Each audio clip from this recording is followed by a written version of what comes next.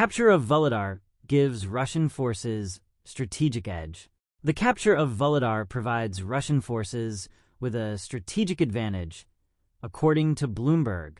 The city, located on an elevated plain, offers control over surrounding fields. Ukrainian troops have officially retreated from this strategic front in the Donetsk region. This move brings Russian forces closer to a crucial railway between Donetsk and Crimea, an alternative to the Crimean Bridge. Analysts from Deep State report full Russian control over the Volnovakha district. Ukrainian forces have withdrawn to avoid encirclement, as confirmed by the Pryiutne military group. The New York Times highlights that losing Vuhledar is both a strategic and symbolic blow to Ukraine, complicating the defense of Pokrovsk and strengthening Russian supply lines. Military analyst Denis Popovic warns that the loss increases threats to the southern flank and key logistics routes. Russian plans in Zaporizhzhia unveiled by Ukrainian defense forces. According to Ukraine's 118th Brigade, Russia's plans to capture the Robotyne salient in Zaporizhzhia lack strategic significance. Russian forces are focusing on capturing the villages of Pryiutne and Robotyne, with further aims of reaching the city of Zaporizhzhia, as revealed by Defense Forces representatives Vladislav Voloshin and Dmytro Pelik on Radio Svoboda. Russian groups from various regions, including the Northern Fleet, are concentrating on assault operations in these areas, specifically near Pryiutne. The goal is to advance toward Velika Novosilka, aiming to control Donetsk region territories and cut off Ukrainian supply lines defending Vuhledar and Kursk. Similar efforts are observed around Robotyne, where Russian units aim to seize Ukrainian positions and move toward Orikhiv. Their objective includes disrupting logistics and communications. Meanwhile, Pelik disclosed that Russia has bolstered this front with heavy armored vehicles, emphasizing ongoing ambitions to capture Zaporizhzhia city. Despite these actions, the Robotyne salient is viewed as a distraction to divert Ukrainian forces, with little strategic payoff for Russia. Russia advances rapidly in eastern Ukraine with improved tactics. Russian forces are capturing territories in the Donetsk region at unprecedented speeds due to enhanced tactics and superior firepower, the Washington Post reports. Unlike the large, poorly trained groups used in earlier assaults, current Russian strike teams are well-trained, well-equipped, and operate in smaller groups, minimizing detection and complicating Ukrainian counterattacks. This new approach allows Russian troops to avoid surveillance and makes targeting them with drones and artillery more difficult. Although Ukrainian forces used similar tactics last fall, Russia now combines this strategy with its ammunition advantage and acceptance of heavy casualties. Improved communication equipment has also boosted the effectiveness of Russian attacks. Despite mounting enemy losses, Ukrainian soldiers note Russia's ability to sustain pressure. Junior Lieutenant Vitaly described the battlefield as littered with bodies, yet Russian forces continue to receive orders to advance.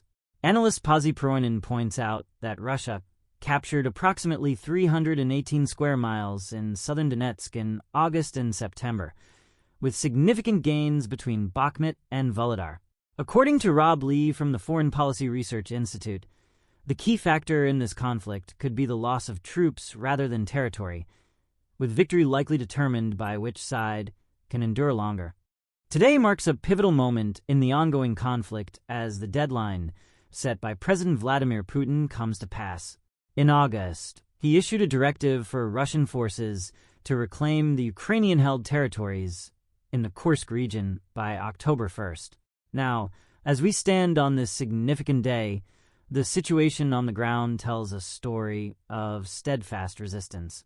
Ukrainian forces remain firmly entrenched within the Kursk region, defying the Russian military operations aimed at dislodging them.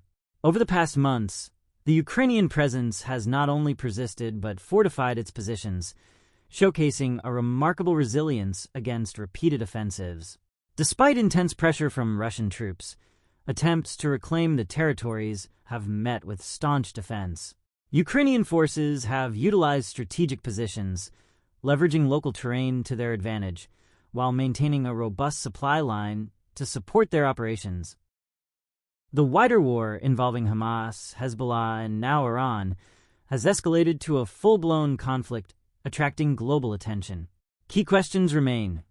How far will this war escalate, and will the United States become more involved in Israel's defense?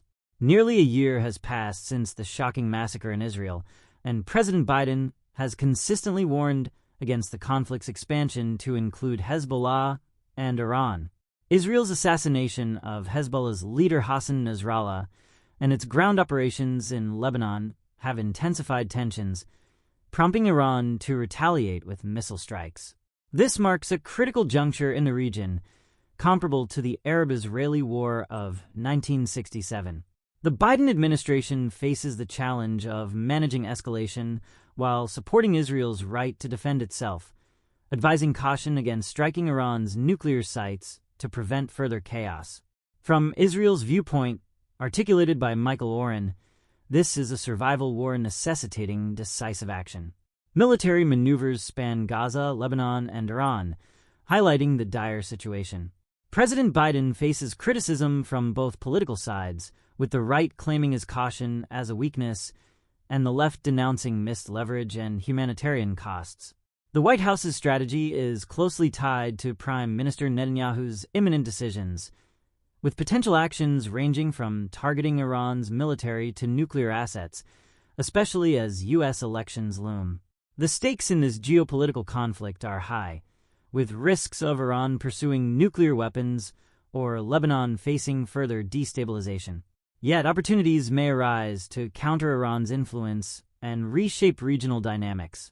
As conflicts tend to extend beyond anticipated bounds, the presence of nuclear and missile capabilities makes this scenario particularly dangerous, highlighting the volatile trajectory our world currently navigates.